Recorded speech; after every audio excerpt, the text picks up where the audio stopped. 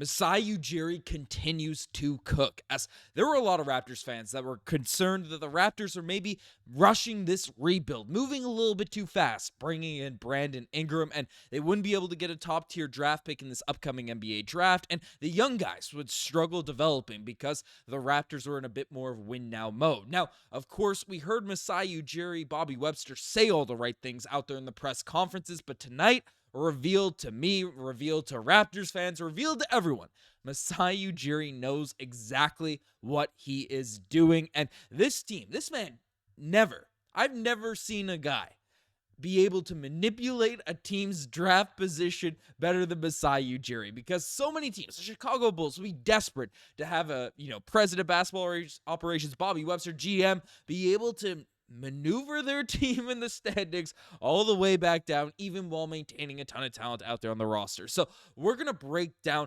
what came out of this game, and the games are still competitive. This is actually a pretty good game for the Toronto Raptors against the Oklahoma City Thunder. So we're going to break down how Masai Ujiri continues to cook up a generational kind of trade deadline adjustments, roster reconstruction over the past season or so, and what we could expect from this team in the back half of the season, because there are a ton of positives to take away from the game tonight. But the most positive thing is without a doubt that this team doesn't project to be changing their draft position. But before we dive into that, folks, again, if you guys are a part of the we got 36,000 subs here right now. If you guys are a part of the group that have come in during the trade deadline, come in during trade season, and you haven't hit the subscribe button just yet, and you're enjoying the vids, you haven't hit sub, definitely hit that subscribe button. It means the world to me here right now. But let's dive into it, because the Toronto Raptors faced off against the league's best team tonight and lost 109-121. And of course, it's a tough game regardless of whatever's going on when you play the Oklahoma City Thunder, and the team came out and looked pretty not great. It was a pretty ugly start for the Toronto Raptors in this one, and they were without, of course, Jakob Poeltl out there in the lineup, so I don't have his picture pulled up, but basically the Toronto Raptors came out and they did their thing, and it was what it was. But the second half of this game, as the game kind of went along, the Toronto Raptors actually made a really solid push. They made a really solid run, and there are a lot of positives to really take away, and even though they still got this loss. The first positive, of course, is the young guys are getting action. Jonathan Mobo got in the starting lineup with all the forwards, all the depth kind of out of there in the mix, and he had 10 points in this one, 4 rebounds, 3 assists, 2 steals. Jonathan Mobo was very, very effective out here in this game, but of course, the guy that was a little bit cold starting off, he didn't have the greatest of games the other night was Scottie Barnes, but tonight, I thought played very, very solid. 21 points in this one. Ended up having 5 rebounds, 4 assists, 3 steals, 4 blocks. And you can kind of just see the athleticism that's here, with an Ochai Agbaji, Scottie Barnes, Jonathan Bobo lineup. Of course, that's a very, very small ball unit without Jakob Poeltl, but those guys kind of running around, and the defense isn't polished by any means, and this is a return game for Chet Holmgren as well, and he, of course, had a pretty solid one, and this one is returned 4 points, but was a plus 22, had 4 blocks, 22 minutes of action. It was what it was. Chet's an interesting player, but the Raptors came out and they fought. They played with some energy. They played with some poise. Gradey Dick also had a very, very strong game, and there were some concerns about a lot of these guys. And this is why this video is kind of framed the way it is, because I'm just in love with how Masai Ujiri is kind of approaching the rebuild this season, because we ended up improving the roster. Next year, we don't have to even worry about free agency, bringing in the star-studded guys to, speed up this rebuild, but it's not going to affect the tank. Brandon Ingram's dealing with injuries. We got word that Bobby Webster still views this as a 1-year kind of rebuild turnaround, and with Jonathan Mobo out there in the starting lineup, it's clear to me they are holding true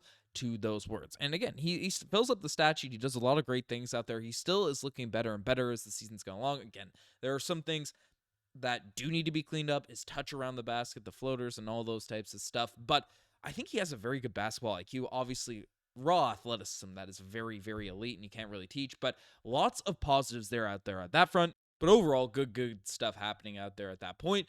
But we also got some guys off the bench looking good. And Chris Boucher continues to, he's the lone survivor. I hope the Raptors find a way to keep him and keep him on their roster out there for the future of this team. Until that man retires, I want Chris Boucher out here on the squad.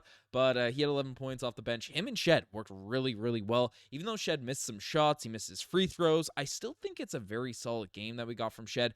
Did end up getting into foul trouble a little bit as well. But, you're dealing with the guards, the Oklahoma City City Thunder. That's an all-star backcourt that you have to face up against. With of course, Shai Gilgeous-Alexander. Then you got Jalen Williams. You got your hands full there, Jamal Shead, when you're switching on to these guys. Even Aaron Wiggins has been phenomenal as of late. I mean, the Thunder are what they are. They are elite. Jamison Battle back into the mix as well, knocking down 3-point shots. That man deserved that contract, and it's nice to see the young guys get out there on the basketball court. Even Orlando Robinson gave some solid minutes, gave some solid run, and I'm just kind of overjoyed with what we're seeing. Jacoby Walter also 12 points, 2 rebounds, 1 assist, 1 steal, 1 block. Like, we're getting a back half of the season where the team is going to be competitive. They're going to be fiery. They're going to be this. But given the fact that they are so young, given the fact that they are in that spot, it's likely they are going to lose a ton of these games. Like, that capture of the flag, it is a serious thing out here now at this point. So, the fact that young guys get that opportunity, get to be able to hoop, is a positive. Now, there was one negative to take away from this game, and it's a guy that I've been given a pass to because, of course, he has been dealing with injuries. He has been dealing with some stuff, but Immanuel Quickley, still like minutes restriction, not whatever. He did have 10 assists, which is a positive, but only 6 points for our kind of scoring guard. Really not seeing that assertiveness, that aggressiveness we've seen from Immanuel Quickley out there in the past. And of course, he's coming back into the flow, rhythm stuff. When you're dealing with elbow, UCL injuries, it's tough to have your shot feeling confident right off the bat, but you need to do better in 6 points. But most importantly, I get the 10 assists is great. I love IQ's court vision. I love all that. 5 turnovers is still a little bit too much. Scottie Barnes as well, but Scottie Barnes' usage rate is a little bit higher. IQ, we gotta get the scoring up. We gotta get the turnovers down, and that's why you have young guards go through the trials and tribulations of being that starting PG, and you see how they develop. You see how they go. So, the both guards had their hands full, Jamal Shead and IQ in this one, but it is what it is. I'm not stressing too much long term, but I have seen some shade. I have seen some criticism thrown the way of IQ over the course of the season, and I haven't bought into it, but of course, at some point, as you're getting back healthy, the minutes restrictions are lifted.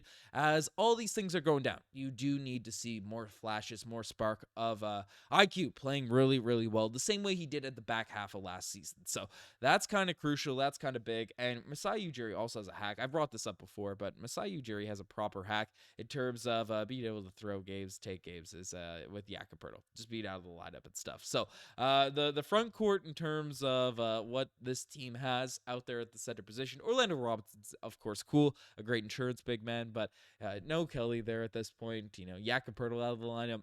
There's not a lot of 5-man power that you have to really, really keep things rocking. But let me know what you guys think about this Toronto Raptors game. I'm very amped up that, it's still bitter. It's still annoying to watch the team lose, but it is, it's worth it. It's worth it in the end when we capture that prize. When we capture that prize, light at the end of the tunnel for this team. But you guys have been listening this far. Again, subscribe to the channel if you guys haven't already. Anyways, I'm signing out. Cheers.